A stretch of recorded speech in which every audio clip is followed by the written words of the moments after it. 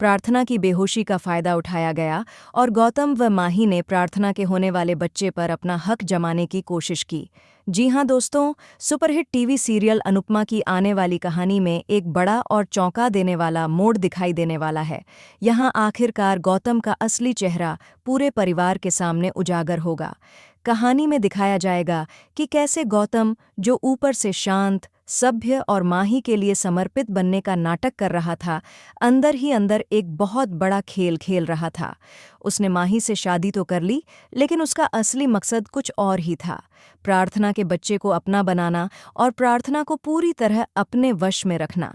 सबसे दुख की बात यह है कि प्रार्थना, जो हमेशा अंश के लिए लड़ी थी, गलतफहमी में आकर उसे अपनी जिंदगी से पूरी तरह निकाल देती है।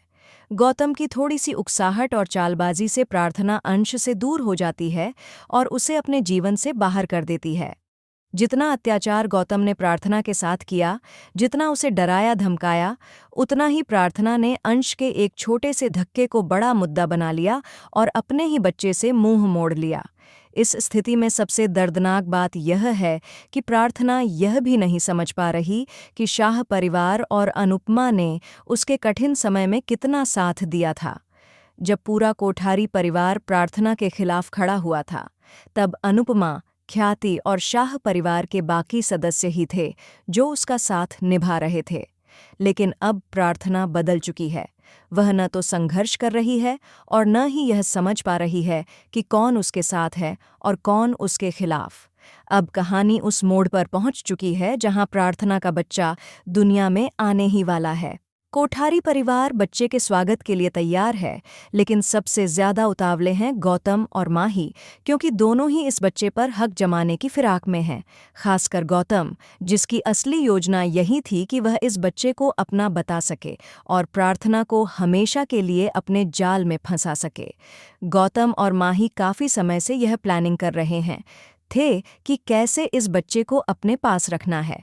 जैसे ही प्रार्थना बेहोश होती है, गौतम मौका देखकर बच्चे को गोद में उठाता है और पूरे आत्मविश्वास से कह देता है, यह बच्चा मेरा और प्रार्थना का है। ये सुनते ही माही के पैरों तले जमीन खिसक जाती है। उसे पहली बार एहसास होता है कि शायद गौतम वास्तव में उससे प्रेम नहीं करता, बल्कि वह सिर्फ प्रार्थना और उसके बच्चे को चाहता है।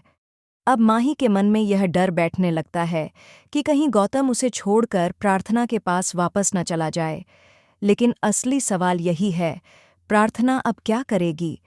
क्या वह अपने बच्चे को इतनी आसानी से किसी और के हाथों में जाने देगी? क्या वह माँ बनकर अपने हक के लिए खड़ी होगी, या फिर गौतम और माही की चालें सफल हो जाएंगी? सच तो यही है कि चाहे शाह परिवार कितना भी समर्थन दे दे, लेकिन जब तक एक माँ खुद खड़ी होकर अपने बच्चे के लिए नहीं लड़ेगी, तब तक कोई भी उसकी जगह नहीं ले सकता। दोस्तों, आपको क्या लगता है? क्या प्रार्थना इस बार जागेगी और अपने बच्चे को बचाने के लिए लड़ाई करेगी, या फिर वह अपनी गलतियों की कीमत चुका रही है? हमें कमेंट करके ज़रूर बताएं और टीवी की ऐसी ही लेटेस्ट अपडेट्स के लिए हमारे चैनल को सब्सक्राइब करना न भूलें।